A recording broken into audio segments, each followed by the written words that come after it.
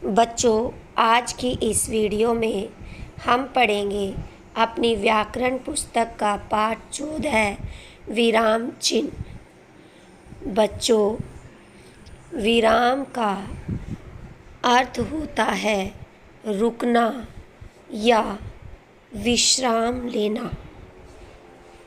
बातचीत करते समय हम अपनी बात को ठीक ढंग से समझाने या कहने के लिए अनेक स्थानों पर रुकते हैं।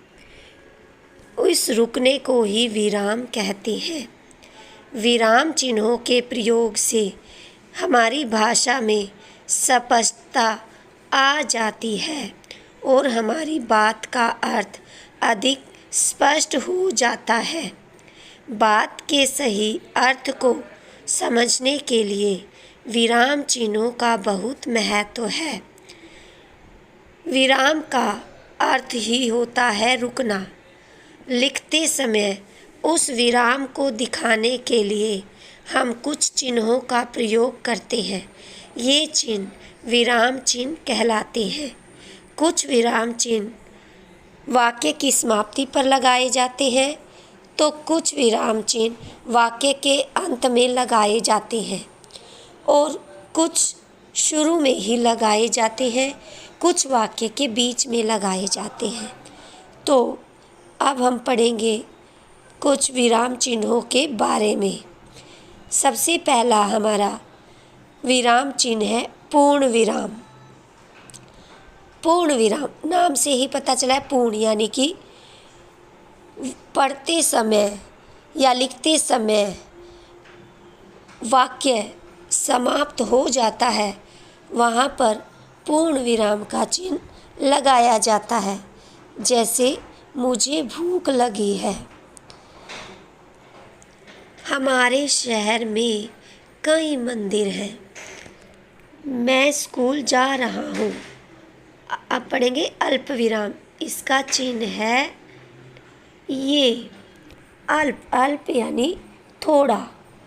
वाक्य बोलते या पढ़ते समय जिस स्थान पर हम थोड़ी देर के लिए रुकते हैं, वहाँ अल्प विराम का प्रयोग किया जाता है। इसका प्रयोग निम्नलिखित स्थानों पर किया जाता है। वाक्य में आए शब्दों को अलग करने के लिए, जैसे माँ ने पनीर, कोफ्ता, आलू, दाल और भिंडी बनाई है। बच्चों, वाक्य में आए शब्दों के जोड़ों को एक दूसरे से अलग करने के लिए भी अल्प विराम का प्रयोग किया जाता है। जैसे मेरे दादा दादी, माता पिता, भाई बहन, चाचा चाची सभी ने पूजा की। अल्प विराम का प्रयोग हम या हाँ या नहीं के बाद भी किया जाता है। जैसे हाँ, मैंने सारा काम कर लिया।